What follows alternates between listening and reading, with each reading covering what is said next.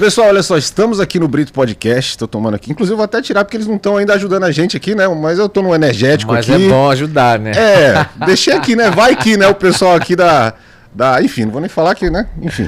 Rapaziada, estamos aqui direto do Rio de Janeiro para mais um Brito Podcast, hoje com uma figura muito pedida por vocês pediam muito, mas quando o Diogo vai aí no Brito Podcast, chegou o dia, tô aqui com o Diogo Nogueira, satisfação, meu irmão, satisfação é minha, cara, muito feliz de estar aqui, de verdade. Maneiro, vamos falar bastante aí de música, da história do Diogo, mas antes de começar o papo, a gente tem alguns recados. Você que está assistindo aí, quer apoiar o Brito Podcast? Torne-se membro aqui do Brito Podcast, gente, tem aqui um botão aqui embaixo de torne-se membro, você vai pagar um valor pequenininho aí por mês e vai apoiar a gente a manter aqui o projeto, pagar a conta de luz aqui, a conta de água, tem uns custos, né, Diogo? O pessoal acha que não tem, né? Com certeza, não, acha que tudo é mole, né? E aí você pode contribuir com a gente aí, não custa nada, aí você ajuda a gente a trazer cada vez mais conteúdo para vocês, tá? Outra coisa importante, a gente tem um apoiador aqui que é a Insider, que faz essas camisetas aqui maneiríssimas. Ela, no calor, ela deixa o teu corpo frio, no frio deixa calor, ela é coisa linda, né? Térmica, também não deixa odor, porque ninguém merece, né? Usar a camiseta e ficar aquele cheirinho, não dá, aquela né, gente? Pizza, né? Não dá, aqui deixa sempre ali legalzinha. E o melhor de tudo que eu acho, a gente que viaja, deixa dentro da mala, quando tira, coloca no corpo, ela já desamarrota, gente. Nem precisa mais ficar correndo atrás de ferro no hotel, não tem esse negócio? Das blusas dessa aí. Insider, manda pro homem aí, ó. Já vou deixar aí a dica pra eles, hein? Manda pro homem. A gente viaja muito, né? Cara, toda ajuda demais. É roupa na mala pra um lado. Pô, isso aí ajuda demais, cara. Que negócio de ficar correndo atrás de ferro no hotel, não tem essa? Sim, tem. Pô, tem ferro, não sei o que, não tem isso mais pra quem tem Insider. Então, ó, Insider. E tá rolando um cupom de desconto que é o Brito Podcast BF de Black Friday. Então, tá tendo os descontos aí da época de Black Friday. Juntando com os descontos do site, chega até 40% de desconto. Então, fica baratinho pra você comprar a sua, tá bom? Então, QR Code aqui, aponta e manda bala aí, compra a sua, beleza? Diogão, depois de toda essa introdução, né? Tem que fazer, né, o merchanzinho aqui, né? Que, claro, né, cara. Importante. Tem que vender, né? Tem que vender. Senão como é que sustenta? Não tem como, né? Moleza é só doce de Maria Mole, cara. Diogão, primeiro, cara, de verdade, satisfação ter você aqui. Acompanho muito seu trabalho, assim, escuto desde 2007, né? O primeiro. No final de 2007. Tem até algumas histórias pessoais, assim, com as suas músicas, assim, mesmo? de épocas ali que eu tava ouvindo bastante. Sempre tem isso, né? De músicas que marcam um determinado momento da vida da gente, né, cara? Sim, bastante. Então, muito feliz de ter você aqui, cara, de verdade. Cara, honrado sou eu de estar aqui, podendo bater esse papo com você. Um cara que, na verdade, divulga a música brasileira, divulga o samba, o pagode. E isso é importante, né? A gente precisa ter canais assim, cada vez mais, né? Boa. Então, parabéns, obrigado pelo convite. Boa, e hoje você tá aqui estreando em podcast, né, cara? Primeira vez. Tô desvirginando ele nos podcasts. Exatamente. Cara, assim, vamos falar do que tá rolando agora primeiro, para depois a gente voltar lá no início da tua carreira, pode ser? Claro. Tu tá lançando uma música, né? Que é uma música que fala de um tema diferente do que geralmente o samba fala, que é de amor, né? Às vezes fala de outras questões, mas é importante falar de outros temas também, né? E a música fala da questão ambiental, né, cara? Que é muito legal de citar. E que já foi citado em outros sambas também, mas não é tão comum, digamos assim, né? Vamos falar um pouco desse samba, né? Não é, né? Eu tenho uma coisa, cara, que eu sou, assim, eu sempre falo, eu sou um pouco antigo, sou um pouco velho, assim, até para as coisas que eu gosto de fazer e de ouvir. Há muito tempo, assim, década de 70, década de 60, 70, 80, os artistas, os compositores, eles normalmente falavam do Brasil, né? Falavam do seu chão, da sua terra. E os artistas antigamente eram mais politizados. Eles tinham uma preocupação com o seu país, né? Até porque os Estados Unidos, enfim, veio dominando muito o mundo inteiro. Na verdade, ele é uma grande polícia do mundo. Então, esses artistas, eles sempre se preocupavam com isso. E eu não deixo de me preocupar. Eu também procuro estar bem politizado, procuro estar sempre atento no que está acontecendo no Brasil e no mundo. Eu acho que isso, para um artista, é fundamental. Então, me posiciono religiosamente, politicamente. Eu acho que isso, para uma pessoa pública que, na verdade, tem um público grande, né, que acredita no que você faz, é apaixonado pelo que você faz, eu acho que isso pode ajudar e modificar muito o pensamento dessas pessoas. E pode auxiliar também essas pessoas a pensarem de uma forma diferente. Então, eu sempre me preocupei com isso. Então, se você reparar, os meus álbuns, eles sempre têm alguma coisa ligada à fé, ligada ao trabalho, ligado ao ser humano, ligado à política. E assim eu aprendi. Então, eu procuro fazer tudo isso do meu jeito, com muito respeito, obviamente, a todos. Mas eu acho fundamental. E essa música, ela traz isso, né? Então, quando ela chegou para mim, a primeira coisa que eu lembrei foi de um samba do meu pai, do João Nogueira, com Paulo César Pinheiro, que foi um samba que eles fizeram para tradição. Sim. E eu não lembro qual foi exatamente, se foi o primeiro ou se estava ali no meio, porque eles fizeram 4 sambas para tradição e a tradição em 4 anos subiu para o grupo especial. E só tinha eles 2 como compositores, então você imagina. Então, um dos sambas se chama Xingu, né? Que ele canta: pintado com tinta de guerra, o índio despertou, a Uni cercou os limites na aldeia, burdunas, arcos e flechas e facões, de repente eram mais que canhões nas mãos de quem guerreia. Então você vê, até o carnaval fazia muito isso, e se perdeu. É verdade. Eu procuro manter de uma forma que seja moderna, leve, mas que sempre a essência e o tradicional se mantenha. Então, quando essa música chegou para mim, a música do Inácio, né, eu fiquei muito tocado porque me lembrou muito disso, essa coisa toda. E eu, quando pensei nessa canção, pensei num feat. E a gente discutiu muito, né? Eu e toda a minha produção, a gente discutiu de uma forma que a gente precisava de um feat onde tivesse uma coisa falada, né? Então aí você, quando tem uma coisa falada, você pensa no hip hop, você pensa no trap, você pensa numa coisa super moderna. Sim. E que é muito atual e acontecendo hoje. E a gente começou a falar de nomes, de pessoas que eu admiro dentro desse universo e tal, e a gente acabou prestando atenção que ia cair no mesmo. Ia ser a mesma coisa, lógico, né? Exatamente. E aí a Roberta Senna, que ela trabalha com Branded comigo, e marketing, junto até com o Edu, que está aqui, ela me trouxe uma faísca. Por que não trazer um indígena para poder colocar a sua energia e as suas propriedades sobre o assunto? Até porque a gente vive num eterno aprendizado, né? Sim. Em relação à religião, em relação ao racismo, em relação aos nossos povos indígenas. Então, essa fagulha acendeu. Eu falei, olha, eu acho que seria interessante realmente fazer isso. E ela indicou e pesquisou o Krenak, que é um sábio, é um indígena que já fez parte de comissões políticas, inclusive, defendendo os indígenas. E eu fiquei logo feliz pela indicação dela. Eu falei, cara, eu topo muito, mas como a gente vai chegar nele? Como a gente vai falar com ele? Aí, enfim, aquela coisa de produção, articulou, foi atrás, falou com não sei quem, com Ciclano, Beltrano, e conseguiu falar com o Krenak, que nos recebeu com o coração super aberto. E aí eu tive a oportunidade de conversar com ele por vídeo, porque ele mora no interior de Minas Gerais, né? Perto da aldeia dele, né? Dos Krenaks. E aí ele falou, cara, eu já ouvi a música, gostei, essa coisa toda e tal. E a gente fez esse feat com o Krenak, que ficou... Eu acho que ficou emocionante, ficou lindo e resume bastante o que a gente vive hoje, né? Sim. Qual futuro então virá, né? Então, qual futuro então virá? Na verdade, o futuro já... Ele matou tudo, né? O futuro é agora, cara. O AI já está aí, o carro que voa já está acontecendo.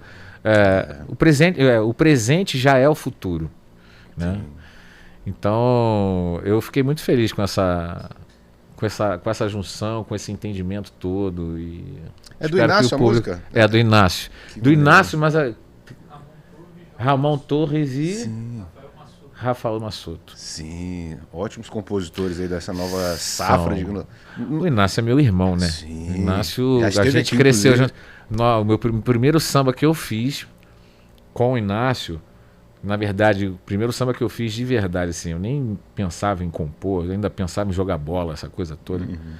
Foi na casa do Donga, com a Lígia Santos, com a Márcia Zaira e o Donguinha, que é o Felipe, meu irmão. E a gente inventou, tava naquela juventude, tava com 20 anos, 19 anos, então eu tava Praça Buchicho, no Buchicho, Praça da Vanhagem, e eu morei 2 anos lá porque eu tava jogando no Bom Sucesso, enfim. Sim. E aí a gente frequentava muito a casa do Donga, que é a casa da avó Lígia, onde ela nos recebia e recebia lá atrás aqueles baluartes do samba, né? E lá eu fiz a música Samba para os Poetas com o Inácio, que chegou a tocar bastante nas rodas de samba e essa coisa toda, eu gravei, né? Sim. Enfim. Que demais. Você falou agora há pouco, falando do samba que foi lançado agora, dessa questão da cultura brasileira, né? Dessa preocupação de manter as raízes da cultura, né? Enfim. Sim. E é uma preocupação que vem de berço, né?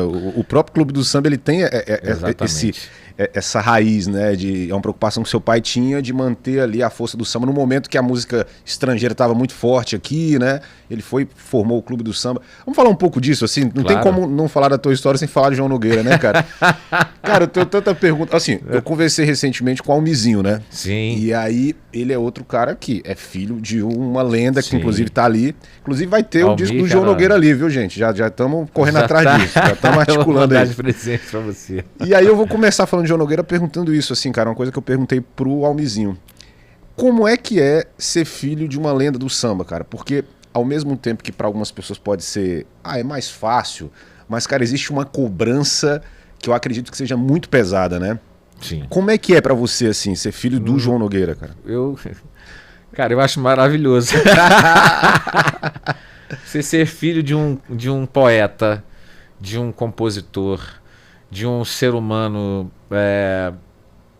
com coração do tamanho do mundo, um cara visionário, um cara que sempre defendeu os seus ideais e aquilo que ele realmente achava correto, não só para ele, mas para os seus familiares e para o Brasil. E cara, eu não tenho outro caminho a não admirar e ter qualquer sentimento contrário em relação ao João Nogueira, sabe? Eu sou um cara que eu nunca, de verdade, nunca me preocupei com a comparação relacionada a ele. Porque se eu tenho um timbre, se eu tenho um DNA, se eu tenho algo de um ser humano tão bom como meu pai foi, isso é ruim por quê? Então, eu sempre procurei fazer minhas coisas do meu jeito, com a minha visão, obviamente respeitando todo o legado e a história que meu pai construiu, mas eu sempre caminhei para frente, sabe? Sim. E eu acho que por isso deu certo. Porque se eu tivesse me preocupado tanto com isso, não, porque o meu pai é o João Nogueira, não, porque eu não posso fazer isso, mas porque aquilo, isso criam paredes para você avançar. Sim. Né? Então, aí as pessoas sempre dizem, você tem que fazer isso, você tem que gravar isso, você tem que gravar aquilo outro, você tem que gravar o seu pai, você tem que fazer isso. Eu tenho que fazer o que eu sinto e o que eu quero fazer e o que eu acho correto em relação à história do meu pai, que é muito bonita, e a minha história. Sim. Que são coisas completamente diferentes. Realmente, não tem como não se orgulhar de ser filho do João Nogueira, né? E tudo mais. Mas, por exemplo, isso foi um fator de dúvida na hora de entrar no samba, porque, para quem não sabe, você enveredou pelo futebol, né? E depois meio que veio pro samba. Quando você decidiu vir pro samba, assim, o fato de ser filho de uma lenda do samba, de certa forma, te causou um nervosismo? Você é igual um jogador de futebol, por exemplo, que é filho de um grande jogador. Sim. A gente teve vários casos, né? O próprio Edinho, filho do Pelé, por exemplo. Imagina a pressão, né? Na hora de entrar no campo, mesmo não sendo uma posição nada a ver com o pai, por exemplo, existe essa comparação, né? Isso nunca te amedrontou, né? Você mesmo Cara, na verdade, a minha família é uma família de artistas, né? Desde o meu avô tocou violão, era violonista, era advogado do Tribunal de Contas do Rio de Janeiro. Ele veio de Sergipe pra cá e ele tocava violão, assim, absurdamente, porque o Pixinguinha era amigo do meu avô, João da Baiana, Jacó do Bandolim, e o Pixinguinha chamava o meu avô de mestre. Caramba. Naquela época. Tem o nome do meu avô no livro biográfico do Noel Rosa, João Batista Nogueira. Então, assim, a família já desde muitos anos sempre foi do mundo do samba e sempre foi, ele faz parte da construção do samba no estado do Rio de Janeiro. Entende? Sim. Então, minha tia, compositora Giza Nogueira, foi gravada por Clara Nunes, Elisete Cardoso. Enfim, uma compositora de mão cheíssima, e eu tive, graças a Deus, a oportunidade de fazer um samba com ela. Que eu não tive de fazer com meu pai. Então acho que essa coisa toda dessa magia que as pessoas enxergam, eu acho que é muito natural pra gente. Sim. Na minha casa sempre foi muito natural, todo mundo sempre foi muito pé no chão e nunca ficou muito se preocupando quem era o que. Entendi. O que é o melhor, na verdade, né? Fazer exato, naturalmente, né? Exato. Então, assim, o samba, o ritmo, a essência toda já corria no meu sangue. Eu só não sabia que era tão potente, tão gigantesco. Porque o meu desejo, o meu sonho de criança era ser jogador de futebol. E eu tentei bastante. Eu vi até uma entrevista sua, você falando que tava rolando o samba na casa do seu pai e você tava jogando bola. Você não tava ali no meio do samba, né? Exatamente. O que você tem de recordação dessa época, assim? Muita coisa, quem tava lá, por exemplo, com seu pai nessa Bete época? Carvalho, Martinho, AGP, eram os amigos, Roberto Ribeiro, enfim, Carlinhos Vergueiro, Paulo César Feital, Edmundo Soto. Então, assim, fora dos carros da vila, ia muito lá em casa. E você não fazia nem ideia que você estava vivenciando a história ali, né? Eu sabia, mas eu não estava preocupado. Entendi. Entende? Eu sabia, mas não tinha essa coisa de... Martinho, dos carros da vila. Era um tio que estava chegando ali. Exatamente, era um tio, era uma pessoa da família. Eu sabia que era da família. O samba é assim, né? Sim. O samba tem isso, né? Todo mundo é uma família, né? Então, eu acho que por isso que eu nunca tive esse medo, esse desespero. Meu pai foi um gênio, ele construiu a história dele, ele fez tudo, ensinou tantas coisas pra gente, né? E eu só procurei fazer o meu caminho, do meu jeito, da minha maneira, reverenciando ele como merece ser reverenciado. Sabe? Eu acho que é isso. Eu acho que as coisas deram certo por eu ter essa frieza em relação a isso. E quando você, por exemplo, chegou no seu pai falando do futebol, porque sempre rola aquela questão, né? Não, o pai quer que o filho, não todos, mas a maioria, de repente, quer que o filho siga o caminho... Seja médico, seja... Não, ou então siga até o próprio caminho. Meu pai não tinha isso. Não tinha isso. Quando você chegou falando que queria jogar, tranquilo. Sou eu e mais 3 irmãs. Ele não fazia isso com nenhum. Deixava livre. Nós 4. Ele sempre deixou a gente escolher o que a gente queria fazer. Real. Então, assim, eu quero ser atriz. Tá bom, vou te ajudar. Vou te incentivar. Eu quero ser jogador. Tá bom, eu vou te incentivar.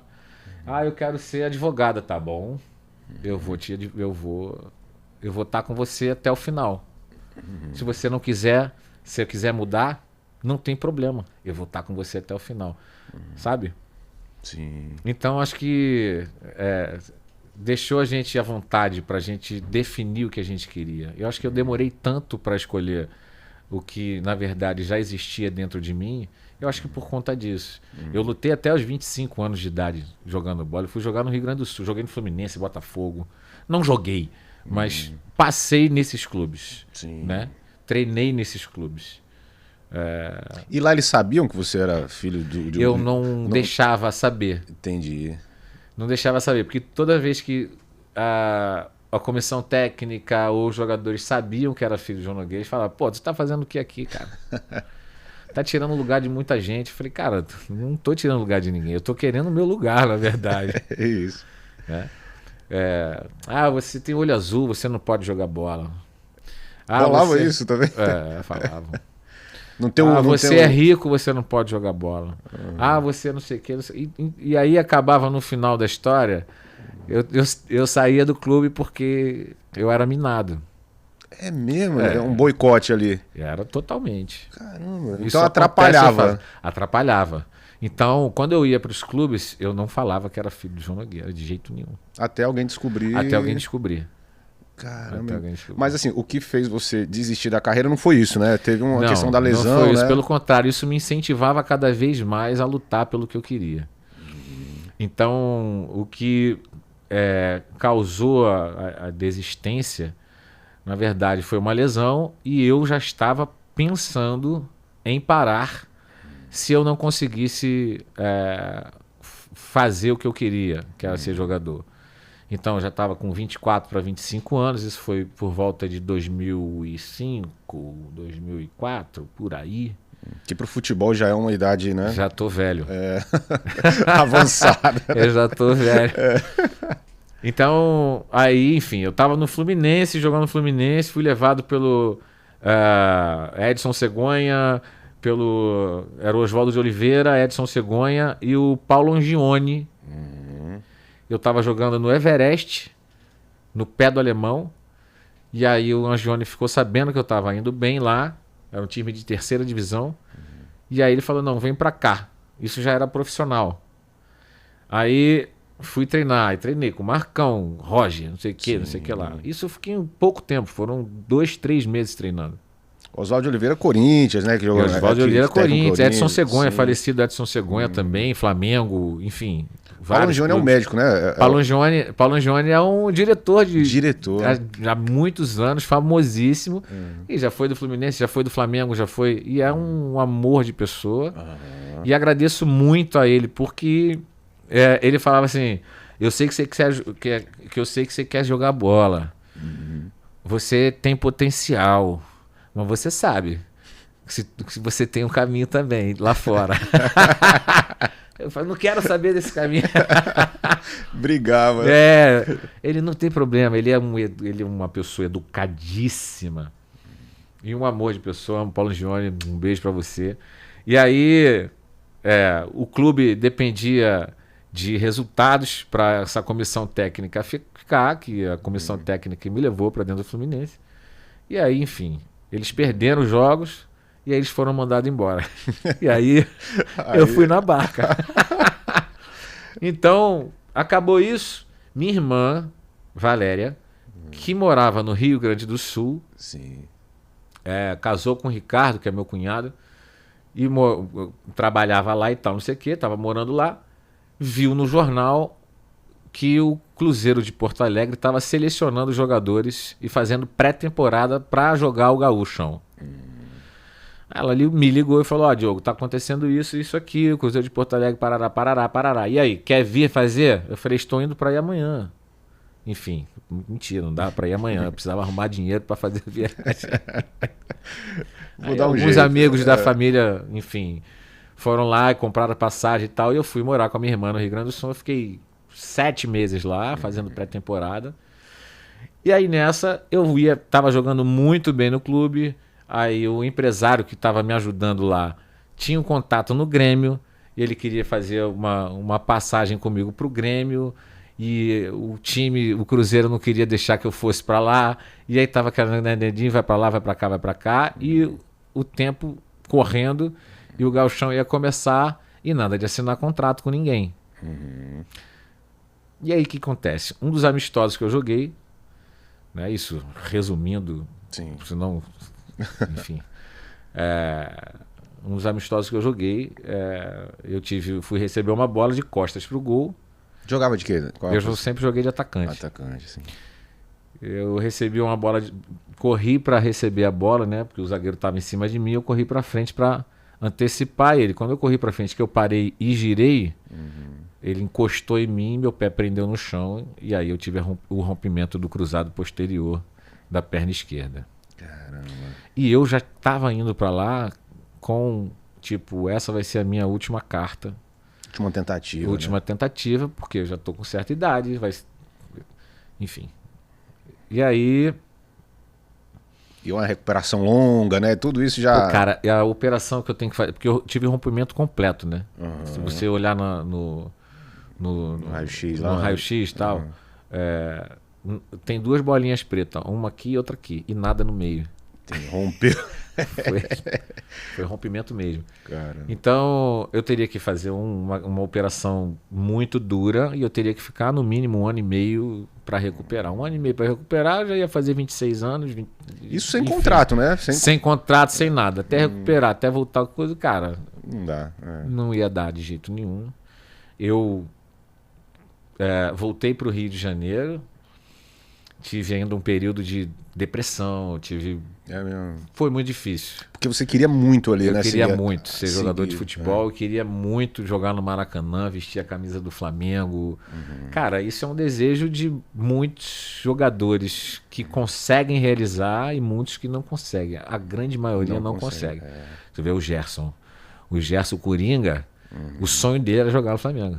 Hoje ele é o capitão do time. Para Entende? poucos, né? Para poucos isso. Então, para você entender o sentimento daquele período. Então eu fiquei durante quase 1 ano depressivo, porta fechada dentro do quarto, todos os vinis do meu pai dentro do meu quarto. Eu ficava só, não só de João Nogueira, né? Vinis assim, era uma parede de vinil. Caramba. Aí tinha tudo. Todos os sambistas, todos da MPB. E aí eu fiquei trancado literalmente dentro do quarto, ouvindo música. Para tentar Minha se mãe consolar, batia, digamos, né? levava comida. Enfim, foi um período difícil. E certo dia, dentro do quarto, eu falei, quer saber? Vou sair dessa merda. Vou fazer o que eu tenho que fazer. E aí eu comecei a ir para as rodas de samba. Aí eu comecei a aparecer nas rodas de samba de surpresa. Aí minha mãe já se empolgou, ela foi empresária durante um tempo do meu pai. E aí ela começou a falar com os amigos conhecidos que tinham as rodas de samba para me contratar. E aí começou, aí entra o dinheiro, aí não sei o que, aí namorada, aí não sei o que, parará, tu vê aquela coisa, aquela energia, eu transformei todo o meu down em energia positiva. E eu comecei a perceber que as pessoas passavam a me chamar para cantar nas rodas de samba. Eu fiz muitas rodas de samba. E aí aquilo começou a virar um trabalho que para mim, na época, não sentia como trabalho. Eu via mais como uma diversão. Sim. Então, eu só fui perceber que o era trabalho quando eu comecei a fazer as Casas da Lapa, os Sescs de São Paulo. Aí a coisa começou a modificar. Eu falei, opa, agora eu acho que eu tô fazendo uma coisa séria. Mas esse start, assim, Diogo, só um parêntese.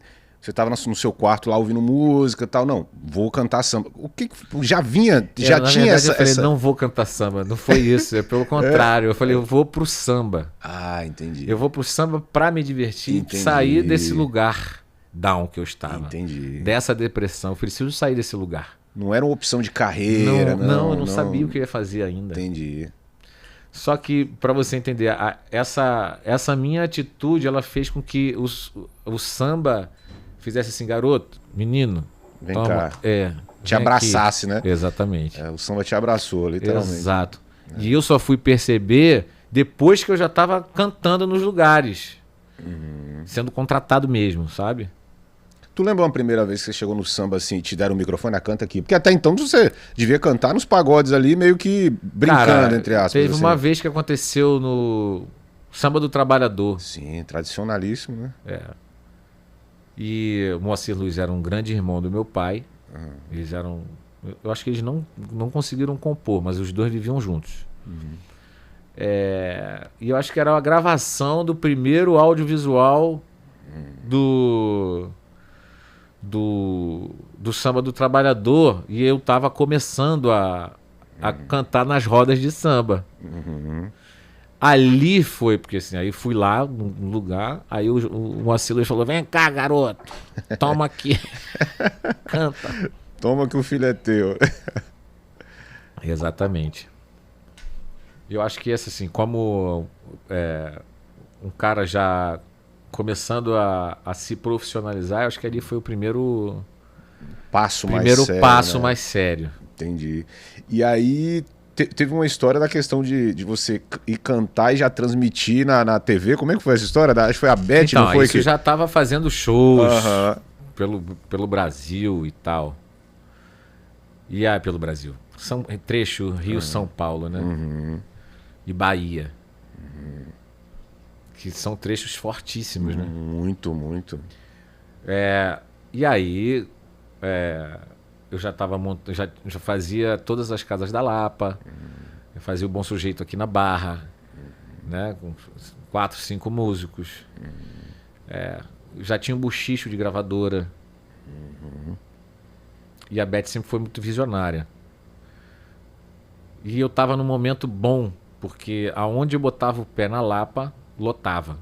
Caramba. Então... Diferente do futebol, já deu certo de cara, então, né? Foi meio que muito rápido. Em 3 anos, eu gravei meu primeiro DVD. Sim. Já DVD, né? Que foi em 2007 lá, né? Porque era o auge do DVD na época, final de 2007. Eu nunca tinha entrado em estúdio para gravar nenhum tipo de álbum. Assim, gravei, enfim, um ao vivo, homenagem ao meu pai, mas eu ainda não tinha pretensão de ser artista ou cantor. Entendi. Mas estava ali, acontecendo. É fogo, né? Aí ela foi gravar um DVD no Teatro Municipal do Rio de Janeiro, que era um lugar difícil do samba entrar. Ela conseguiu fazer um DVD lá.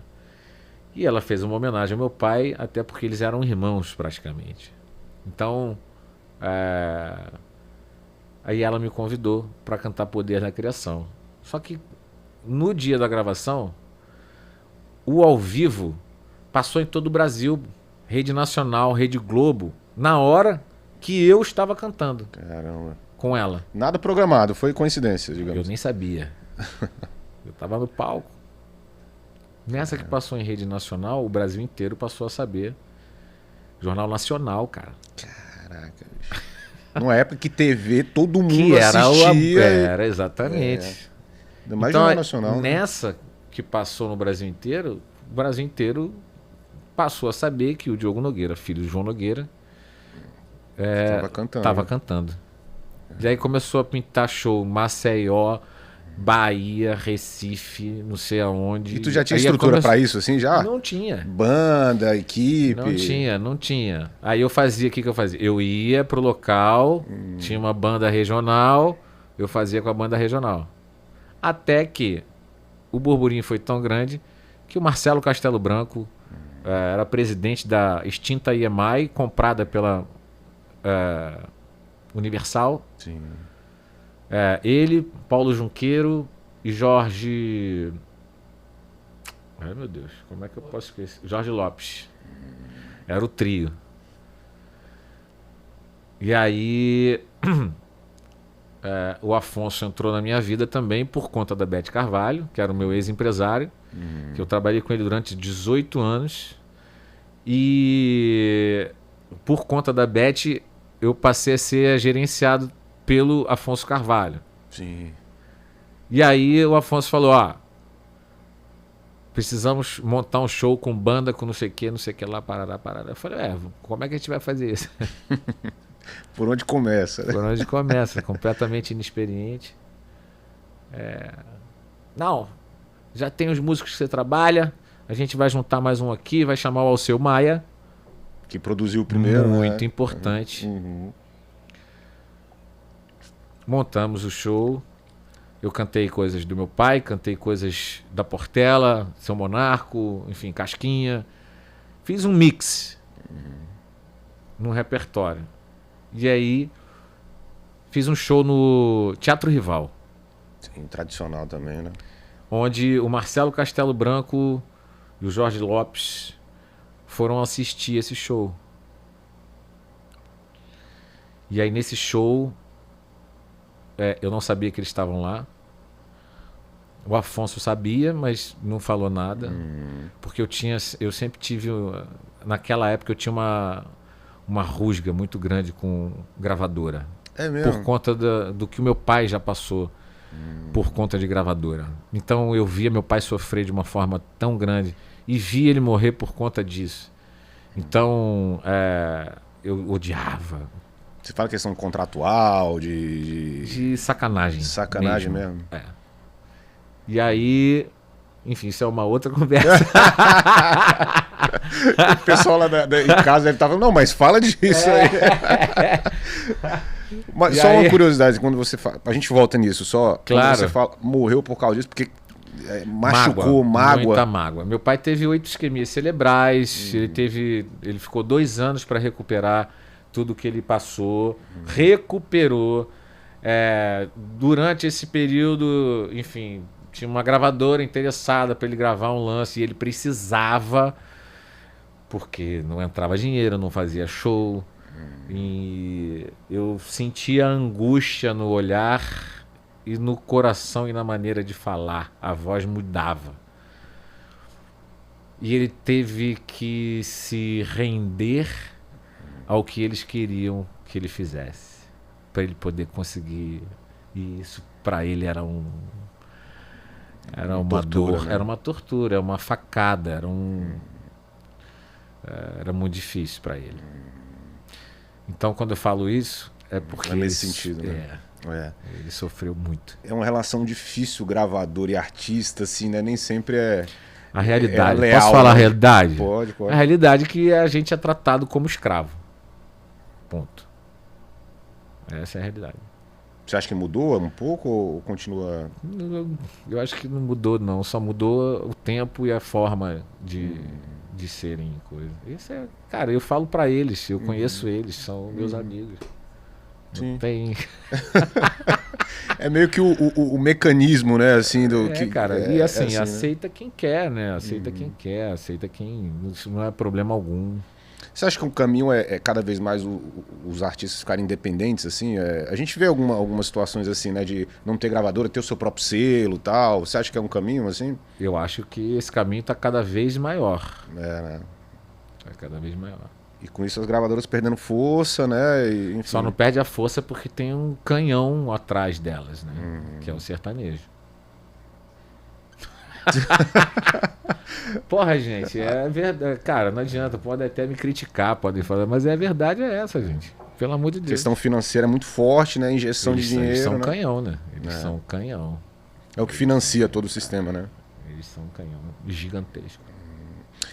Por isso que muita gente fala da desigualdade de números, por exemplo, entre o samba e o sertanejo. Como é que compete, né?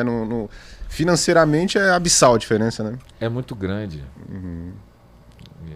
Enfim, a gente nada contra, na verdade, não tem uma igualdade em relação às coisas, né? É muito... discrepante. Um tá aqui, né? outro tá aqui. Só pra fechar esse assunto, a gente voltar no parêntese lá que a gente fechou, né? Esses dias eu tava conversando com um cara de gravadora, né? Aí ele falou assim, pô, Brito... Com o Marcelo? Não, foi um outro. Marcelo falando.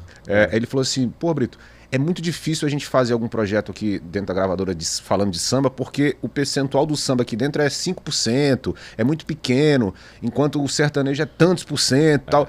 Só que é difícil você, assim, minha opinião, é difícil você mensurar isso, porque vai saber como foi esse resultado. Será que foi uma injeção de muito dinheiro aqui para ter esse número e a gente, de repente, não tem tanto investimento e não consegue uma abrangência tão grande, né? Porque hoje os números são muito maquiados também, né? Porque, na verdade, o movimento é só de receber.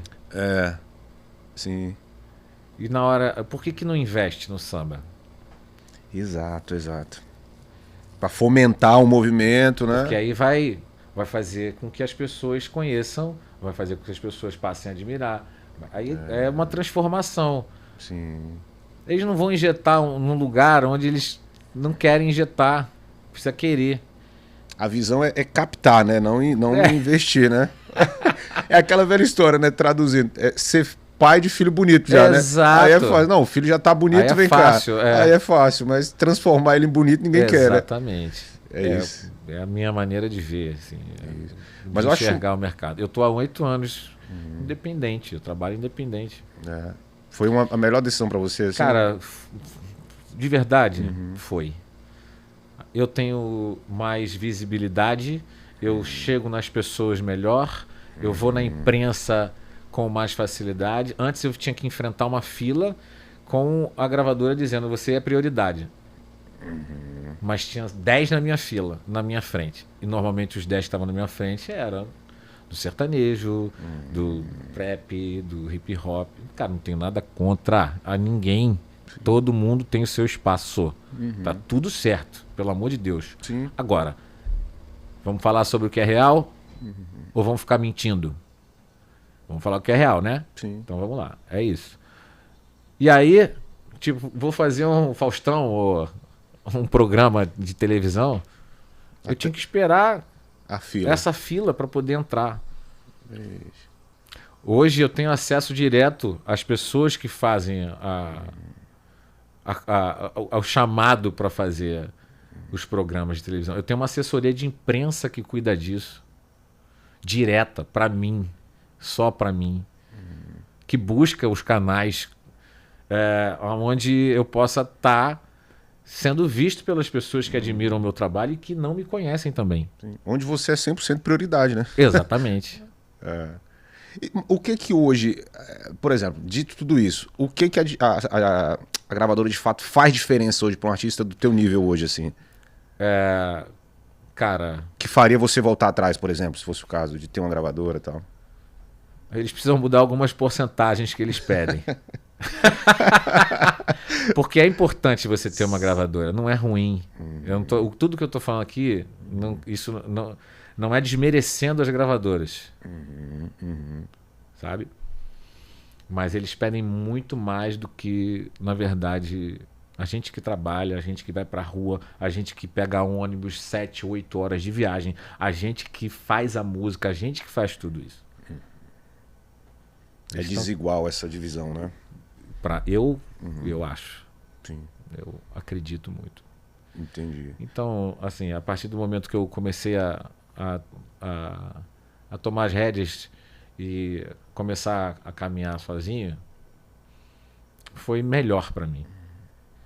Pode ser diferente para outra pessoa, para outro artista. Depende muito do momento da carreira também. Depende muito. Ó, eu hoje eu tenho a minha produtora, hoje eu e a minha irmã Clarice Nogueira, que comandamos, que gerimos a minha carreira. Eu dei 2 passos para trás. Eu estou recomeçando uma história. Agradeço muito ao Afonso Carvalho, foram 18 anos, aprendi muito com ele, um puto empresário, mas a gente chegou num lugar onde não estava mais agradável nem para mim nem para ele. Então a gente resolveu abrir, continuar a amizade, tá tudo certo, e eu resolvi assumir as rédeas da minha própria gestão. Então, assim, é difícil? É. Voltar para trás é difícil? É. Mas esses 2 passos que eu estou dando para trás, eu tenho certeza que eu vou dar 15 para frente. É isso, é isso. Entendeu? Então, assim, eu acho que tudo é maneira de você ver, de você gerir, de você entender o que está acontecendo, como é o mercado, como não é o mercado. Foi o que eu falei e falo sempre em todas as minhas entrevistas. Eu procuro sempre caminhar. E as coisas que impedem a minha caminhada, eu só tiro da minha frente. É isso. Só isso. É isso. Hoje o artista, ele é meio que obrigado a não cuidar só da música dele, né? Na verdade, ele é obrigado tudo, né? a ter uma visão geral de tudo, né? Na verdade, o artista se tornou empresário também, né? É isso. Você acha Ele isso bom ou precisa ruim, de- assim, no Eu sentido acho de, bom. do objetivo final que é a música, assim, atrapalha de alguma maneira, o foco, enfim, ou não? Ou sabendo Eu acho que dividir? não, acho que você sabendo dividir, tendo pessoas de confiança, pessoas que você consegue delegar, porque não adianta só centralizar. Quanto mais você centraliza, É pior, é né? pior. Então, assim, você saber que tem que ter um centro, mas que tenham pessoas te ajudando nessa trajetória. Então, acho que é fundamental isso. Acho que você precisa ter uma equipe, e uma equipe que, na verdade, você conheça cada pessoa e você saiba que cada pessoa tem também suas dificuldades, mas que você pode estar ao lado dela te ajudando, como ela pode estar te ajudando Exato. também nas suas dificuldades. Uma troca, né? Isso é liderança. Então, eu acho que funciona desse jeito. Antigamente era muito aquilo, né? O artista ele ia lá e cantava, o resto ele nem se preocupava, né? A gravadora cuidava de tudo. Eu fui durante bastante tempo assim. Se Eu queria arrepende, saber né? de subir no palco. Eu acho que não é arrependimento, mas eu acho que é amadurecimento Entendi. com as coisas que aconteciam. O amadurecimento não é a idade. O amadurecimento é a trajetória que você constrói, os passos que você dá, as porradas que você toma. Né? É história de vida faz, mesmo. Exato. Faz você amadurecer. É a caminhada que você faz. Exatamente.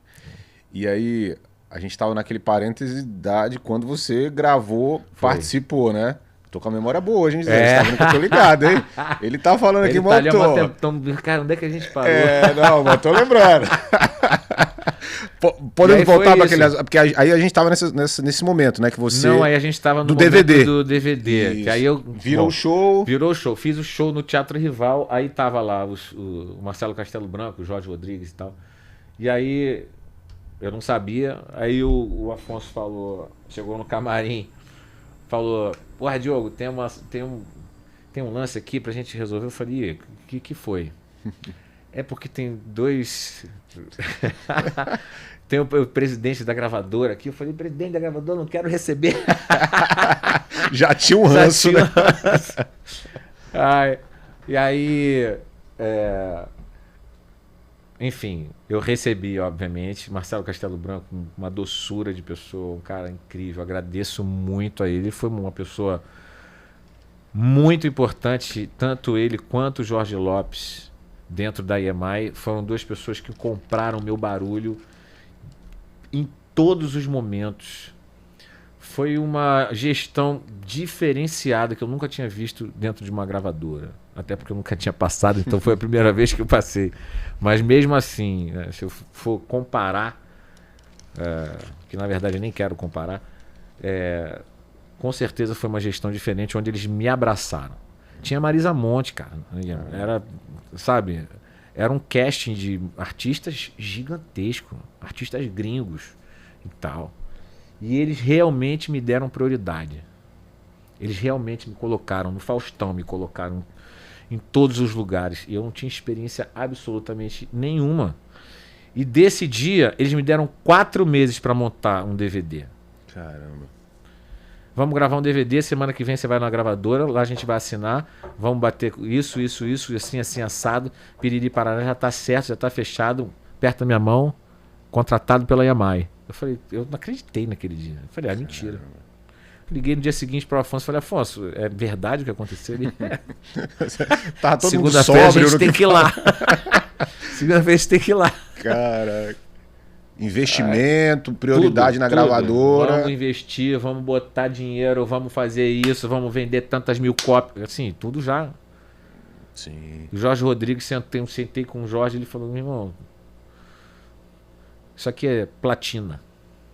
Esse DVD vai ser platina. Entendeu? Quando a gravadora quer, faz. Faz. Então é aquele Sim. assunto que a gente passou. Entendeu? Sim. É olhar um produto, acreditar, botar o dinheiro Faz. para colher, exatamente. Então, é isso. O caminho, a receita tá aí, ó. E aí, você vai polemizar a beça, né? Vai, Enfim, isso aí. se prepara pra tomar porrada, Diogo Nogueira. Enfim. As gravadoras loucas lá essa E aí hora lá. foi, Pô, cara. Aí, o que a gente quer fazer? Aí, Alceu Maia, pessoa importantíssima na minha trajetória. Foram 2 ou 3 anos com ele, trabalhando com ele. Foi um pai, assim, pra mim. Naquele momento.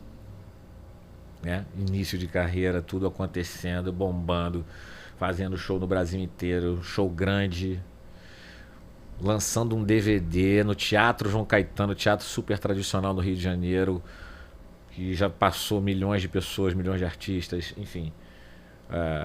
E um puta DVD, né? Diga-se de passagem. Pois é, né? cara. Porque tu já começou com. Eu tenho uma raiva daquele DVD. Por quê? Porque eu não gostava, eu era muito, era um iniciante mesmo, assim. A maneira que eu canto hoje é completamente diferente da maneira que eu canto daquele. Tinha muita, enfim, coisas nossas, Sim. né? Detalhes que na verdade o público nem percebe, mas a gente sabe, né? Te incomoda ali, né? Mas para mim foi um divisor de águas, de vida. Foi um DVD muito importante, fui indicado ao Grammy Latino, eu ganhei platina triplo, enfim, ouro, fazendo todos os programas de televisão possíveis, viajando o Brasil, saindo do Brasil para fazer show fora, já de cara, assim. Caramba, bicho. Na virada 2008, o Réveillon, quem fez fui eu para 3 milhões de pessoas, o único show da praia fui eu que fiz. E tua cabeça nesse momento, assim, como Nossa é que senhora, tava, rapaz, eu tava todo cagado. Porra. Pelo amor de Deus. 3 milhões de pessoas. 3 milhões de pessoas, um palco só, um octógono que era um bolo. A banda ficava embaixo, eu corria aquele troço pra um lado e pro outro, subia, descia. Meu irmão, acabou, eu tava que nem uma múmia, de cansado. Mas foi uma experiência maravilhosa. E assim, aí a carreira foi desenvolvendo, a gente foi dando passo a passo, aí logo depois eu gravei Eu Tô Fazendo a Minha Parte, que é um disco muito importante, onde eu ganho um Grammy Latino, com a participação do Chico Buarque de Holanda, com o presente do Chico Buarque de Holanda com Ivan Lins, 2 monstros da música brasileira, chancelando o meu trabalho, chancelando o Diogo Nogueira, batendo o martelo em cima. No segundo, né? Tu já ganhou o Grammy, né? No segundo CD. Que eu tô fazendo a minha parte. Caramba, bicho. Então tu já começou, se fosse no futebol, você já começou ganhando o prêmio de melhor do mundo. Mas é mais ou menos isso. Caramba, bicho. Então não tinha como duvidar que era o caminho certo ali quando você entrou no samba, né, cara? Não tinha como ter dúvida, né? Desde o primeiro passo, na verdade, né? Sim. Nesse momento, claro que não, mas desde o começo, né? Pelo que você falou, sempre foi dando certo, né? Sim. Foi natural, né? Exatamente. Foi muito natural e assim, a gente não forçou. Eu não forcei, na verdade. Eu não fiquei, sabe? Pelo contrário, eu tipo, não, mentira, não é possível. Sim. Aí eu falo, que isso? Sabe? Nesse segundo, você já acha que cantou melhor, segundo a tua análise, assim, comparando com o primeiro? Porque o primeiro você falou que hoje escuta e não acha tão legal. O segundo, você acha que já foi se achando? Eu fui melhorando, me achando colocar a voz melhor, a dicção.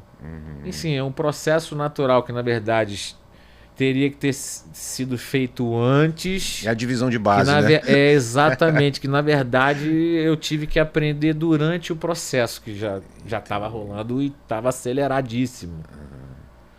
Mas tu recebia críticas nesse sentido, assim, de canto, assim, nesse momento? Não, era mais uma coisa sua mesmo. Era mais pessoal. O meu pessoal não... Quando eu ouvi, eu falava assim, cara, não é isso, não é possível. O que eu escuto aqui... é completamente diferente do que eu tô ouvindo aí, sabe? Muito louco. E como é que é essa questão do timbre, assim, Diogo? Porque, por exemplo, tu tem um timbre muito parecido com o do seu pai naturalmente, né? O lance da genética, né? Eu lembro até da história do Jonathan Alexandre, o sobrinho do Xande de Pilares, Sim. que muita gente fala, Que também tem o timbre igual ao do tio, né? cara, impressionante, Aí ele até ficava chateado. Pô, o pessoal fala que eu fico copiando. Não, eu não copio. É o sangue. Como é que vai fazer, né? Mas como é que é você ter um timbre tão parecido e ao mesmo tempo você ter que desenvolver a sua personalidade cantando ali, né, cara? É mais difícil, assim, enfim. Como é que é isso? Cara, o que eu penso em relação a isso, na verdade, eu não tentei modificar nada. Foi fazendo. Eu fui fazendo e fui, na verdade... Desculpa. Fui, na verdade, tentando melhorar o jeito de cantar, né? Nem de modificar o timbre, sabe? Técnica mesmo, né? Eu acho que um disco que, na verdade, os produtores, que foi o Lelê e o Bruno Cardoso, tentaram deixar minha voz mais aguda. Foi o Porta-Voz da Alegria. Sim. Que os tons eram muito altos.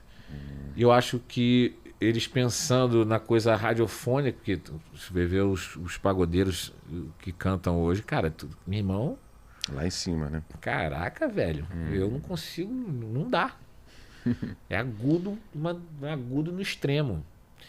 Então, eu acho que por conta dessa coisa, do pensamento deles, até porque eles têm um pensamento muito...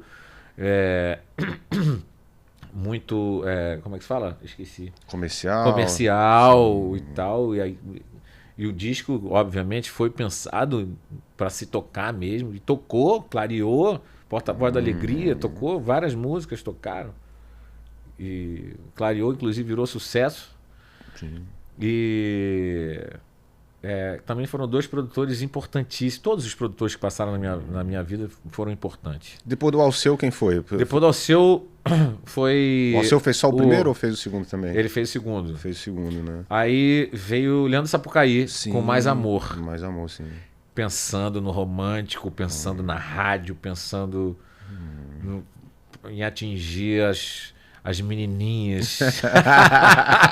O lance do galã, de do não sei o quê. Então a foto até eu de paletó preto, com uma gravata vermelha, não sei o quê. Parará. Engraçado. Na época foi o mais criticado e tal, não sei o quê. O Leandro foi um cara muito... eu passei o que eu queria pra ele, eu queria um disco romântico, ele entendeu isso e buscou as músicas pra colocar nesse lugar, mas sempre se preocupando com a minha essência. Isso que é o barato do lance. Que é o desafio, né? É um desafio. A preocupação do Leandro e o Sapucaí, eu percebi que tinha isso. E foi muito importante, porque foi um ciclo, foi um momento diferente. E hoje meu filho, que tem 18 anos, e os amigos deles, é o disco preferido deles. É o Mais Amor. Que doideira, né? Não, na teoria poderia ser, de repente, o que o Lelê e o Bruno fizeram, que talvez comunicaria mais com essa galera, mas na verdade não foi, né? Não foi. Engraçado, né? Então, assim, a galerinha da idade do meu filho, 17, 18, né? 19 ali, que tem muitos amigos, eles adoram Mais Amor. É o que eles escutam na playlist deles. Olha só que loucura. Que foi o terceiro, né? Foi o terceiro álbum. Aí depois depois veio o Lelê e o Bruno, não, né? Depois veio o Ao Vivo em Cuba, não, né? Foi... Aí o Ao Vivo em Cuba. Ao Vivo em Cuba, sim. Que, na verdade, foi uma produção nossa, com a direção do Henrique Garcia, que hoje que trabalha comigo há 18 anos. Cavaquinista, Cavaquinista, né? Exatamente. Ele que fez a produção, ele que fez os arranjos, ele que fez tudo, porque foi um projeto relâmpago, que bombou, explodiu.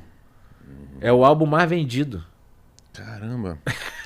Isso, América Latina. Muito louco. É mesmo? É o DVD mais vendido. Cara, meu. E foi com um planejamento mais curto do que todos Planejamento nenhum, amigo. Zero. Vamos fazer uma viagem pra Cuba. Vamos gravar um DVD, tipo, uma semana. Falei, vamos. Já arrumei o coisa lá de cinema lá que a gente foi usar pra filmar. Já tô com um produtor e tal, não sei o que. Eu falei, vamos agora. Monta um repertório, vamos fazer o quê? Vamos cantar o Cancioneiro Brasileiro, vamos trazer aí Djavan, vamos trazer isso, aquilo, samba, mistura pra lá, mistura pra cá. A gente vai cantar pra gringo e pra brasileiro. né? Músicas. Aí montamos um repertório. Falei, vamos botar dança? Vamos botar dança. Isso aí foi depois da Dança dos Famosos ou foi? Isso foi depois, né? Ainda teve também o DVD do... Na verdade, depois do Tô Fazendo a Minha Parte, teve o DVD Diogo Nogueira ao vivo. Sim. Que eu coloquei Gafieira, que aí teve a participação do Hamilton de Holanda, Chico Buarque, do Ivanis, que também foi uma explosão, foi bem forte também. Bem vendido e tal. Aí teve o Cuba, aí depois de Cuba teve o que mais? Bossa Negra, que é um projeto à parte, né, com o Hamilton de Holanda. Sim. Que era meio autoral, meio misturado autoral com as músicas que a gente identificava como aquela coisa de matrizes africanas, a levada, o jeito de cantar. Isso os produtores variando, né? Os produtores desse variando. Variando. Né? O que eu mais fiquei, aí teve o Boris. Sim. Teve o Boris. E todos eles foram muito importantes, assim, porque foram camadas diferentes da minha trajetória. E todos com pensamentos totalmente diferentes um dos outros, assim, né? Eu particularmente não sabia que o Bruno Lelê tinha produzido o teu trabalho, assim, é meio que inusitado, né, digamos, né? Não, o álbum é foda, cara. O álbum é muito bom. Bom demais mesmo. O álbum é muito bom. E pro artista isso é maneiro, assim, essa variação de produtor, assim, tal. Tem gente que fica um tempão com o mesmo produtor, tal. É porque às vezes acerta muito a mão, né? Né? Eu não estou dizendo que nenhum não acertou, mas todos acertaram. Mas eu ainda não tive... Assim, eu acho que os que mais fizeram agora comigo foi o Rafael dos Anjos e o Alessandro Cardoso. Sim, que inclusive produziram essa última música, né? Exatamente. E falando no Boris, só para não perder, porque junto com o Boris vocês lançaram simplesmente Pé na Areia, que é o maior sucesso da tua carreira, né? É um samba que toca em todo lugar até hoje, né? É um balanço, né? É um balanço que hoje toda roda de samba toca, né? Toda roda de samba, todos os lugares. Como é que foi essa música assim na tua vida? Porque todo artista quer ter um hit como esse, né, cara? Essa música é engraçada. Quando essa música veio pra mim, através do Rodrigo Leute, ele me liga e fala assim: meu irmãozinho, você sabe que eu só faço música pra você, né? Às vezes escapa uma. Ele diz isso pra todas. Safado, tá achando que eu sou mulher, rapaz? Pra tu ficar com esse papinho, né? pra cima de mim. Aí, essa música chegou pra mim, eu falei assim, essa música vai ser um dos maiores sucessos do planeta. Tu já falou de cara? De cara. Caraca, bicho. Ele te mandou o quê? Aí celular falei, ali?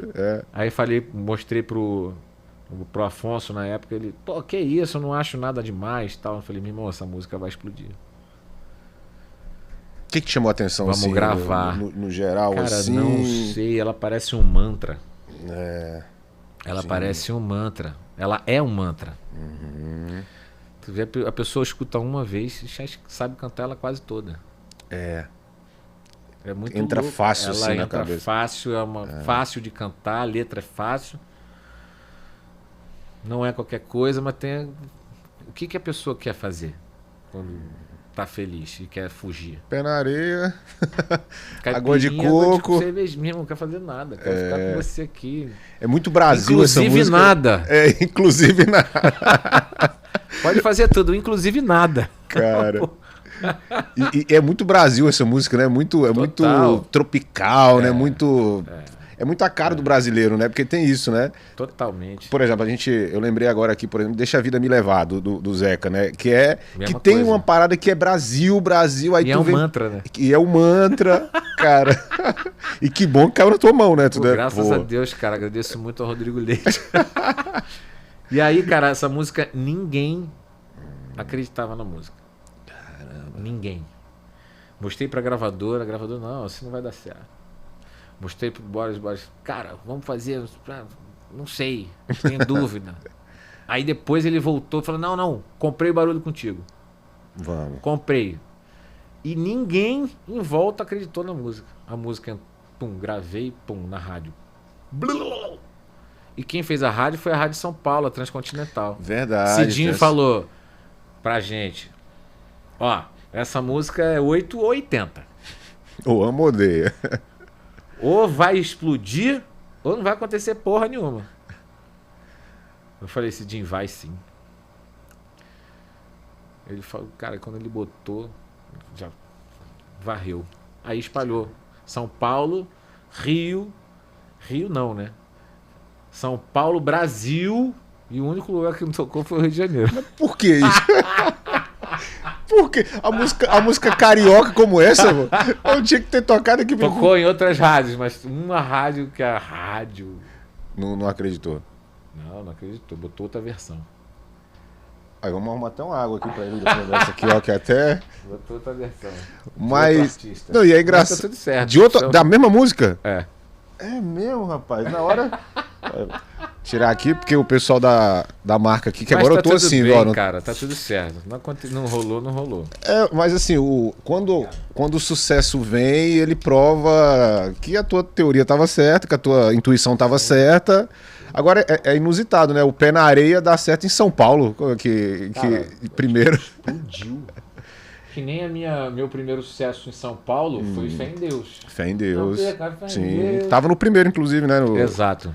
Inclusive, eu até fui Aí na casa do depois- Flavinho, ele contou a história, né? Que você Flavinho, gostou cara, dessa. eu amo o Flavinho, cara. Flavinho é uma Genial, figura... né? Também. Eu conheço o Flavinho há muitos anos, cara. E ele sempre foi um amor de pessoa assim comigo. A gente sempre te admirou, sempre... E Enfim. tu falou esse lance da rádio, né? E a força da rádio é muito grande mesmo, né? Assim, ainda, né, cara? Porque Ainda. você vê, olha a força que a rádio teve, né? De fazer a música acontecer. Claro que a música tem sua força, né? A música é o principal de tudo, mas a rádio ela chega em muito lugar que a internet ainda não chega, né? A realidade é essa, né? Nem todo mundo fica... Cara, é impressionante. Nem todo mundo escuta música no Spotify, né? Como às vezes parece que é óbvio, né? Pô, escuta no Spotify, tem gente que não sabe, cara. O que é Spotify, não sabe... Continua ouvindo rádio. Continua e ouvindo a rádio. menininha que mora lá no interior do mundo não tem Spotify. Exato. Os lugares que não tem internet, os lugares que não tem acesso ao Wi-Fi, não existe Wi-Fi. Não existe Spotify. Exato. Existe rádio. É porque a tendência nossa é achar... É porque como a gente tá numa bolha aqui, que todo mundo tem internet Não, aqui, cara, né? A gente acha que todo mundo tem, mas não é assim, não. Milhões de pessoas. É a tiazinha da casa do lado Exato. do lance lá longe que tá ouvindo na rádio, porque não tem mesmo. A gente acha que todo mundo tem internet, é grande minoria. Porque às vezes sai uma pesquisa, né? 90% tem acesso à internet. Não. Só que esse acesso, às vezes, a pessoa pode ter o acesso, mas não tem o consumo diário ali, né? Exatamente. Pô, eu tenho acesso, mas eu não São tenho coisas plano. diferentes. São coisas diferentes, né? E esses dias aconteceu até um negócio engraçado, não sei se tu viu na internet. Foi um cara no programa do Luciano Huck. Aí tinha aquele lance de pergunta, né? Do ganhar um prêmio, acho que é não sei o que, do 1 milhão, sei lá. E a pergunta era: como completa essa frase? Diga onde você vai. Aí que eu vou varrendo. Aí ele não sabia. Não é obrigado a saber. Exato. Né? Aí a gente. É porque é bolha mesmo, né? Às vezes o cara não ouve, mas pô, como ele nunca ouviu essa música? Cara, às vezes o cara consome outra parada e não chegou pra ele, né? Eu acho que é exatamente isso. É, exatamente. E essa música. Ninguém é obrigado a saber quem é o Diogo Nogueira. Sim, sim. Sabe? Mas as pessoas que conhecem falam assim: mas como você não conhece? Não conheço. Sim. Faz parte. Posso? Né? Eu tenho o direito, né? Como assim, né? Enfim. Tu acha que tem lugar que a Pé na Areia chegou que o Diogo Nogueira não chegou, por exemplo? Tipo, às vezes o cara conhece a música, porque às vezes acontece isso, né? Pô, eu conheço a música, mas não sei quem tá cantando, assim. A rádio às vezes faz isso acontecer também, né? Acontece. Às vezes a música chega na frente, né, cara? Acontece. Muitas... Já tive com pessoas de falar: não, é sua. Você que canta Pé na Areia? Você que é o moço do Pé na Areia? Caramba, eu imaginava outra pessoa. Porque nunca tinha visto a imagem. E assim, é loucura isso. Mesmo no dia de hoje, né? Tem. Imagina na época desses discos aí, né? Que, caramba, muita gente não faz ideia. É a capa. A capa, A capa que fazia você conhecer o artista. Exatamente. O show, a capa. E assim, falando de hoje, assim, Diogo, por exemplo, como é que você enxerga o samba hoje, cara? Porque a gente que trabalha com samba, a gente fica sempre vendo que cada vez na internet está crescendo mais, eu sinto isso, assim, as pessoas estão consumindo mais, né? Não sei como é que você... Muitas rodas de samba, né, cara? Muitas rodas de samba, os Isso é shows tão lotados, bacana, né? Shows É lotados. o momento, e se fala muito isso, é o melhor momento em termos de números. A gente sempre soube que o samba nunca perdeu a força, né? Ele sempre vem Ele fica forte. sempre ali circulando no meio, enquanto o nego tá lá, mas ele tá ali. Agora tem Tirando. muita gente de outros gêneros gravando samba também, né? Um movimento que tá Bastante. acontecendo, né? Cara, eu acho ótimo. Eu acho que o momento do samba é um momento bom. As rodas de samba estão acontecendo no Brasil, mas tem uma coisa que eu ainda sinto falta: o artista de samba no palco. Me diz um artista de samba no palco, você vai falar 3. A postura de samba mesmo, você fala, né? Postura, banda, ideias, movimentos. Quem é? Eu vou botar o Zeca, o Xande, eu. Quem mais que faz? Samba. Né? Sim. Sim. Porque acaba indo para um Isso eu lugar sinto de... falta. Porque assim, eu vejo uma preocupação não de fazer muito roda de samba, mas. E o artista? Não é artista?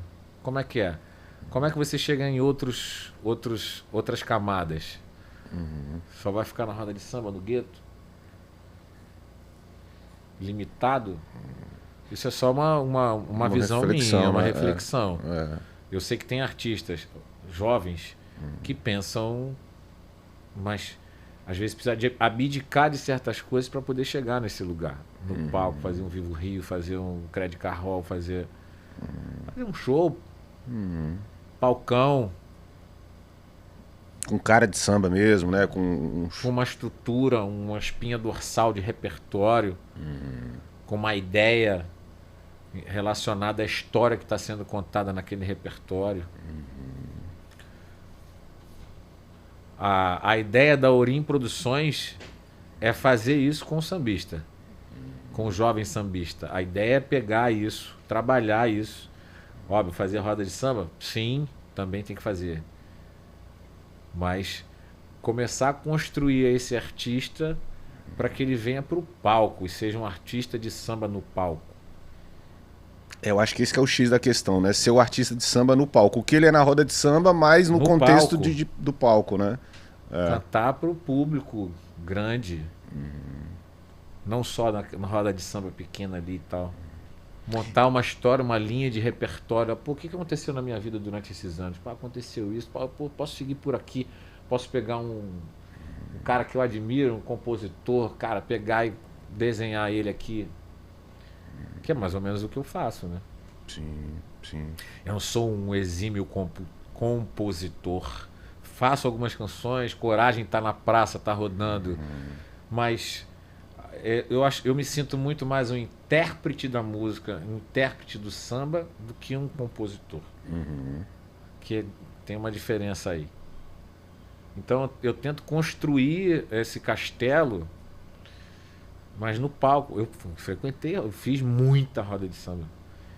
Mas eu abdiquei de certas coisas para poder chegar nesse lugar. E o artista que quer chegar nesse lugar precisa abdicar de certas coisas para poder chegar nesse lugar. O Xande foi muito inteligente. O Xande muito inteligente. Em relação a isso, você fala de construção do show. Ele é o mais próximo dessa ideia de palco. É o que você mais vê no palco. Cantando, tipo, vai pegar um Vivo Rio, vai pegar um Credit Car, ou um Tom Brasil, ou um festival, festival. Seja, né? Eu acho que é o mais próximo. O último show dele O Arlindinho tá começando, eu começo a ver o Arlindo já a chegar nessa camada. Então, assim, quando você pergunta como é que tá a situação do samba, eu acho maravilhosa e vejo os jovens começando a pensar nesse lugar. Como Arlindinho é um cara que eu acho que vai passar o que eu penso, assim. Acho que ele vai chegar no lugar. É muito jovem, ele tem 20, 30, 29, 30. Que tem essa fase de amadurecimento da carreira que você mesmo Sim. citou, né? Que ele até veio aqui, ele falou assim que se sente nesse momento de crescimento que é natural dessa fase de amadurecimento, né? Eu acho que tá claro pra todo mundo, né? E tem aquele trabalho que ele gravou no quintal de casa ali, que o Arlindo, pô, sensacional, né? Eu vi até um vídeo de vocês... Ele gravou ontem, eu acho, um audiovisual lá no Beco do Rato. Foi ontem? Acho que foi ontem. Eu vi um seu com ele numa roda de samba, que já tem um tempo já, que você participou ali, que ele gravou um pagode que você cantou junto com ele... Não sei nem se tu lembra desse. Eu lembro. Tu tá. Foi na Batuque. Na Batuque. Na verdade ele não foi um pagode lá que foi Eles gravado. filmaram lá, enfim, não tava nem ouvindo o que eu tava cantando. Aí cantei Espelho, cantei uma música nossa que eu gravei. Uma música dele, na verdade, que eu gravei. No Sagrado. Mas assim, cara, eu tô contente. Eu tenho feito show no Brasil inteiro. Acho que o samba está sendo bem mais respeitado. Outros artistas de outros ritmos estão começando a incluir mais na sua trajetória o samba. Isso é positivo. Sim. E você passou aí pelo nome do Zeca, né? Eu tô até vendo a foto dele ali atrás, ó. O que fala do Zeca, assim? Você que tem um contato bem próximo com ele, assim, falo né? com ele quase toda semana. Que é uma daquelas figuras lendárias do samba que estão por aí, né? Estão com a gente aqui, graças a Deus, né? Como é que você avalia, assim, analisa a importância do Zeca, assim, pro samba, cara? Ele é o nosso... O Zeca tá na prateleira mais alta, né? Ele é a nossa referência. Ele é o primeiro lá e a gente aponta para ele, né? Porque além de ser um cara de uma inteligência gigantesca, uma sagacidade rápida, ele é amigo de verdade quando ele é amigo de verdade, né? Quando ele sente que é recíproco, e ele abraça, ele pega na mão, ele leva, ele abre a porta, ele dá oportunidade, e é para poucos que ele faz isso, não é para muitos. Falando de mim, de Arlindinho e de algumas pessoas que ele tem um convívio mais presente, ele é um cara que é a nossa referência hoje. De samba, é a única referência que a gente tem. Samba. Sim. Porque a grande maioria já estão mais velhos, não estão trabalhando. Sim, não estão na atividade. Não estão na atividade, estão escrevendo livro, tipo Ney Lopes. Ney Lopes é uma puta referência. Só que ele é um escritor. E aí você vê, na verdade, as referências que eu vejo, que eu tenho, o Martinho, que ainda está nativa, o Aragão está nativa, né? Mas para mim o Zeca é a grande estrela ali. É muito curioso assim o comportamento do Zeca, porque ao mesmo tempo que ele é toda essa referência, esse norte para todos nós assim do samba, ele não se porta assim, né? Ou seja, ele tem um comportamento completamente diferente de um artista tradicional, né? Eu tava vendo um show dele na rádio agora, que recentemente teve uma transmissão. Ele no palco, ele tá como se estivesse no quintal da casa dele. Então ele tá cantando aqui, viu um amigo ali no meio da plateia, ô, fulano tá aqui, não, vem pra cá. E a música rolando, ele vem pra cá, senta aqui. Então, ou seja, essa naturalidade cativa, né, faço o que eu falo e não faço o que eu faço. É mais ou menos assim. E eu quero até falar aqui do dia que a gente gravou o podcast com ele, que a gente gravou lá no bar dele, né? No bar do Zeca. E aí a gente levou a estrutura, Tu assistiu, né? Cara, e aí eu queria contar o que rolou antes de gravar, a preocupação dele com a gente ali, sabe? Porque as pessoas às vezes não têm a oportunidade de saber disso. Sim. Ele foi lá, e aí, todo mundo almoçou? Alguém quer alguma coisa? Quer uma água? Ou seja, ele se preocupa tranquilamente ali, maior cuidado com a gente, cara. Foi demais. Ele é assim, o Zeca cara, tem que falar dele. Só tem que agradecer por ele estar aí e abraçando também a galera nova, a galera da nova geração. A gente só sente falta dele gravar coisas inéditas, né? Seria maneiro, né, cara? Ele diz que tem um livro no cofre dele, ele tem um caderno no cofre dele que deve ter umas 10 músicas inéditas dele. Fala, cara, me dá uma dessa daí, por favor. Ele não dá. Não, eu tenho que procurar, eu tenho que ver. Porra, Dioguinho, não faz isso. Vou fazer uma pra você. Diogo, cara, queria te agradecer muito aqui. Obrigado a você, a cara. vinda, cara. Desculpa qualquer coisa, Não, falei a beça, falei um que monte isso. de coisa. O nego deve estar gravadora, não deve estar me odiando. Os contratos das gravadoras nessa hora já botaram dentro da gaveta. Esse eu não contrato. Mas, cara, eu queria te agradecer. O papo foi sensacional, assim. Se deixar que a gente vai além, parece que a gente vai tá mesmo. no...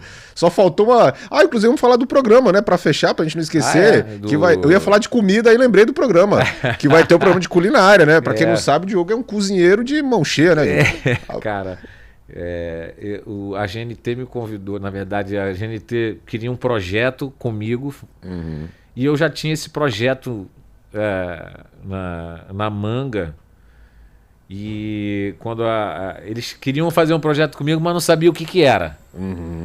Aí depois a gente falou, nós temos um projeto aqui que é de culinária com conversa e música. O nome do projeto era Batuque na Cozinha, só que eu não podia botar por conta da música. Porque a senhora não quer. Exatamente, a senhora não queria. A senhora não queria. Aí, enfim, aí virou Diogo na Cozinha. E é um programa que, na verdade, é como eu faço na minha casa, mesmo, literalmente.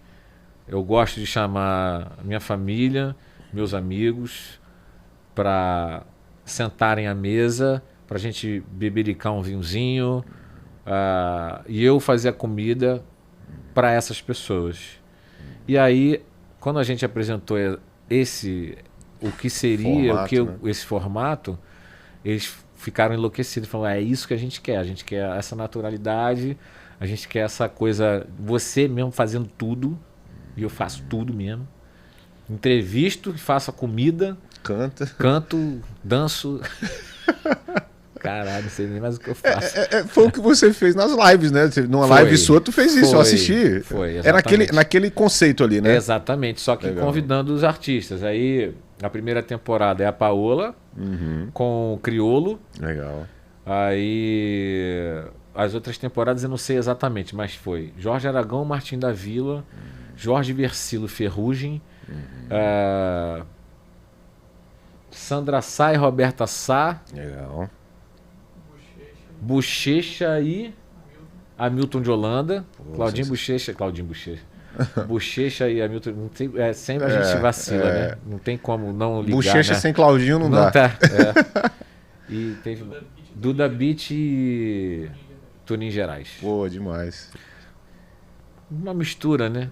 Essa foi a primeira temporada, no caso. Essa foi a primeira temporada, a gente está estudando uma segunda, na verdade. Então são 6 episódios.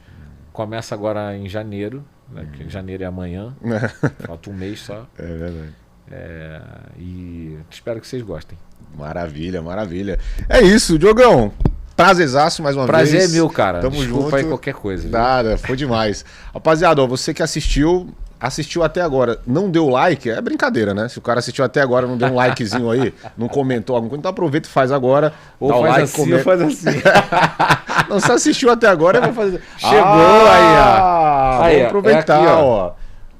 Passar pra ele aqui, ó. Não vamos encerrar sem inclusive. Essa capa é uma capa icônica do meu pai, que é do Clube do Samba, né? Sim. A gente começou a falar do Clube do Samba e nem terminou. Verdade. Tantos assuntos que a gente falou. Né? E é a mesma foto daqui. Cara, que legal aí, ó. Que bacana, gente. Ó, será que dá pra pegar ali no... Dá, ó lá. Ó lá, ó. Que demais, gente, ó. Já vai ficar aqui no nosso cenário, ó. E inclusive eu já vou, obrigado pelo presente, já vou propor um desafio para os próximos convidados. Agora todo mundo que vier e tiver um disco em casa, traga um disco pra gente completar aqui e deixar tudo no padrão. Obrigado, meu irmão. Nada, pô, emocionado cara. aí. Obrigado pelo presente. Dá o like aí novamente, rapaziada. Tamo junto. É isso. Valeu, viu? Valeu, Diogo. Obrigado, irmão.